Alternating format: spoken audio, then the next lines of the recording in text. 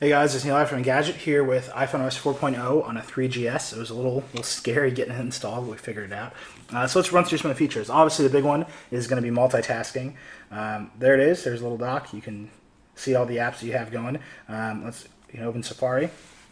As far as loading Engadget, we can let it keep doing that while we jump into, say, Notes. Here's some notes. I can jump back into Game Center. That's a new app. This doesn't really do much because nobody else is on it, but if you sign into it, I don't have my email address shown here. If you sign into it, you can invite friends and see what your friends are up to. I don't have any friends, so I'm just taking it out of faith. We can jump back into Safari, Engadget's still loading. We can go from here into Photos, look at some of the new features there, Events and Places. These are probably going to work exactly the same as on the iPad. So Faces won't recognize faces, it'll just bring them in from your computer, which does the hard work for you. What else is cool? You can create new playlists in iPod, but I don't have any content on here. The camera has a zoom control, which is pretty slick. So here it is. You can see it. There's a zoom slider. It doesn't pinch to zoom. You have to slide it. So you can see I'm sliding, I'm zooming. That's a pretty decent macro, actually. Not wonderful, but decent enough. There's now tap to focus in video. It's hard to show on this video, so I won't do that. Another cool feature, Bluetooth keyboards, which you might have saw me trying out a minute ago. Pretty simple, you just turn it on. We've got another keyboard here. Same one I actually paired to the iPad. Same process, if you saw that video.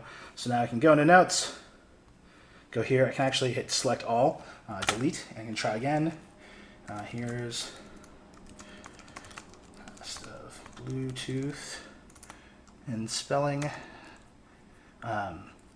Yeah. Pretty sweet, dudes.